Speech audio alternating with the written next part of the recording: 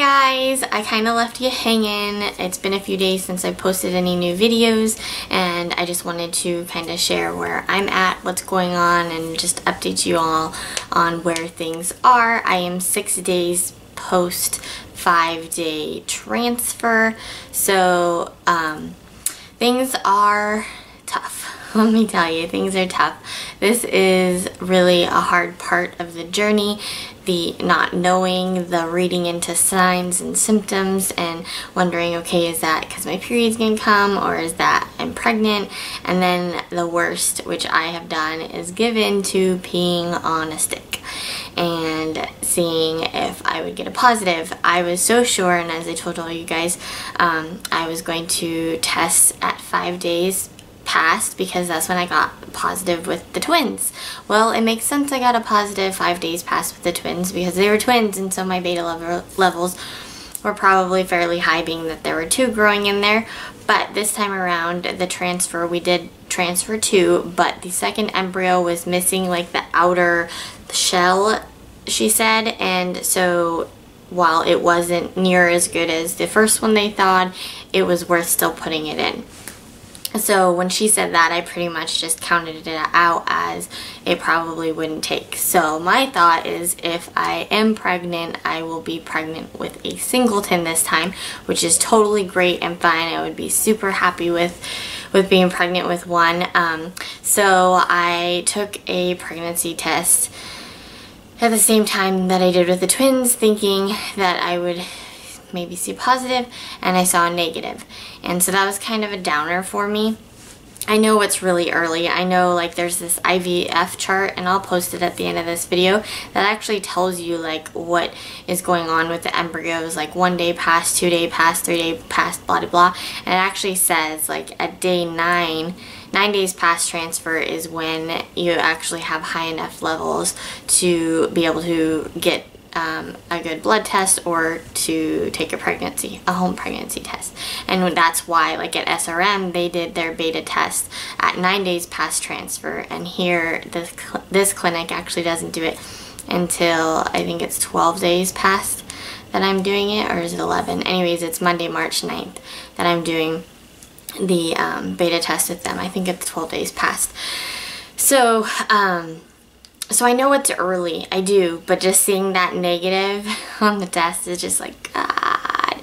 And so I was kind of bummed yesterday. I mean, I was just kind of like, meh, because I saw the negative and just kind of had a hard time, and I can't get it off my brain. Like, I am a terrible person to go through limbo. Like, I like to know yes or no, or, you know, like what is happening. I am terrible at like the waiting game and at not knowing. And so I just want to know, like, am I or aren't I? And I think it's a lot of stress this time, just because this is it for us. Like, we won't do IVF again. We have no more frozen embryos. Like, this is it. And Jeff and I have never gotten pregnant naturally together. Not once, not a scare, not a nothing. So I just don't think that that would happen.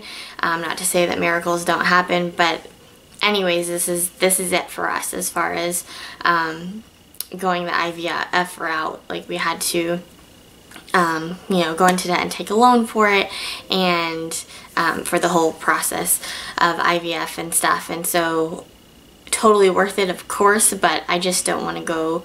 We both are in agreement that we're not going to go down that route again. It's just too much. And so this is it, is my point. So I think it's just like a lot more pressure and anxiety for me, just knowing like I might not have any more kids, and I might not be pregnant again. And I know it's still early in the game to have those thoughts, but I'm just trying to be realistic with myself. Went into this very hopeful, and as you guys know, I made that video to hopefully my potential baby, and I am still very hopeful. I know it's early, I know it's possible, but it's also just getting to the point where it's really scary. So I figure by Friday, which is 9 days past transfer, I'm going to try to be good and not take any more tests. I did take another test today, and again, it was negative, and I was just hoping and praying for just the faintest of the faintest line. Just show me the tiniest line. I don't care how faint it is, but nothing.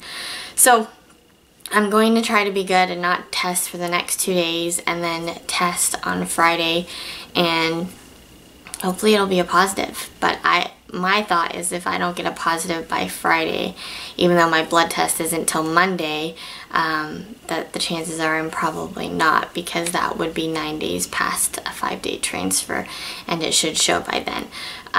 As far as symptoms that I'm having, I've been having headaches, but I have headaches anyway, so call it a pregnancy symptom, call it a side effect of taking the progesterone, or that my period could be coming, or that it's just me. So there you go. Yes, having like cramping, but not like strong hurtful cramping like period cramps, more so just lighter, and it's always on my left side and kind of in my lower back and then left side front. Been having those probably day 3 after, day 4 after I had the most, I would say. And then kind of slightly nauseous, but more so like kind of how you feel like when you're car sick nauseous.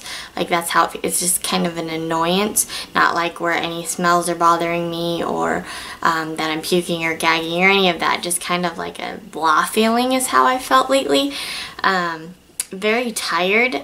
And I don't know if that's just because of all that's going on, it's just mentally exhausting, or if it's the side effect, you know, from the progesterone, which it is. Being tired, I guess, can be a side effect. I looked at that yesterday of all the side effects of progesterone just to kind of see. And that is one of them. However, I mean, last night I was so tired that I fell asleep at 8:30, Jeff said it was, and I slept until almost 7 this morning, which I can't tell you the last time I've done that. I mean, holy cow. So I was tired. I mean, even when I'm super tired, like I only get a few hours of sleep, I still stay up late and watch videos or edit or whatever. I don't sleep for what was it, like 10.5 hours. So that one, I don't know. I mean, great if it is, then I am pregnant, but that's been tired. And even like during the day, like right now, I just feel kind of like blah and tired. Like I didn't even want to make this video, to be honest. I just felt like I just wanted to sit on the bed. The babies are napping and I just feel like meh. And again, part of that could be just because I'm like, I don't know, am I pregnant, am I not? So, but yeah, I have felt like pretty draggy and tired. And again, I quit caffeine. Yesterday was the first day with no caffeine, so is it because I don't have caffeine? I don't know. But that's pretty much it. I mean, I woke up with some zits this morning. Again, that could be period related.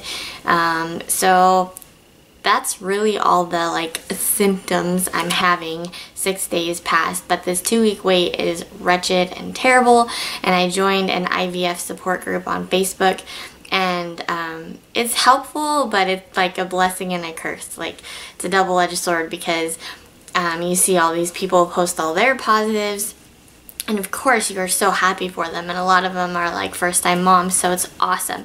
Love seeing it. But then it's like, especially the ones that like they had the transfer the same day as you and they got their positive 5 days past. So that's hard to see, even though I'm very happy for them. And so then that's why I'm like, where's my positive, where's my positive? That's why I'm stressing about it. And then also it's hard because you see all the people posting that, you know, it didn't work for them, and it just goes to show you, like, IVF, no matter what your infertility problem is, it's not a guarantee. Like, I personally don't have an infertility problem. As you guys know, ours is male factor, and yeah, it just shows you that it's not. It doesn't matter how much it costs, or, you know, that they're putting the embryos together. It is not a guarantee at all. And that's the hardest part of it, is that it's not, and you don't know. And, you know, it's not like you're just trying to, you know, have relations and like see if you're pregnant next month, and you can keep trying until you are. It's and seeing all these posts from women, I mean, it's just, it takes a lot out of you. I feel bad for the women out there that, you know, post that they have been trying for 7 years and, you know, still aren't pregnant, or you know, just the toll it takes on us as women. And even in like Jeff and I's situation, I know he's excited and wants another kid too, and he feels bad, but he doesn't get as anxious or overthink it like I do. Like, he can go about his day and go work and stuff, and he checks in with me, but he doesn't, it's not in his head every second. Like, it's in my head every second. And I had a little breakdown this morning and just was crying. He texted me just telling me that he loved me and that, you know, whatever is meant to be will be. And, you know, he is excited and hopes that it all works and everything. And I just started crying. Like, I couldn't help it, just because this is just so much pressure. And like I said, it's, I think, even more so, even though I mean, each time I've done a transfer, it's had different feelings and kind of a different stage. Like, the first time I did the transfer, after we did IVF and we did a fresh transfer with one, I was really hopeful, but really scared and nervous. And when we found out I was pregnant, but then, like, just as quick as they said I was pregnant, it was taken away. And it was a chemical pregnancy, so that was really sad, but I didn't want to focus on it, and I knew, like, we had 4 more embryos, so let's just do this. So, like, I got through that by just being like, okay, next, let's do this, let's go, we're putting 2 in. So the next month we did. I didn't tell family or friends. I told them that we were going to do it in a few months and, you know, give my body time, but I just wanted to go for it. And then we told everyone after our second beta that yes, I was pregnant. And so that was kind of a different way we went about it. And then, yeah, I got my beautiful twins. And now this time I am sharing it with all of you guys and everyone.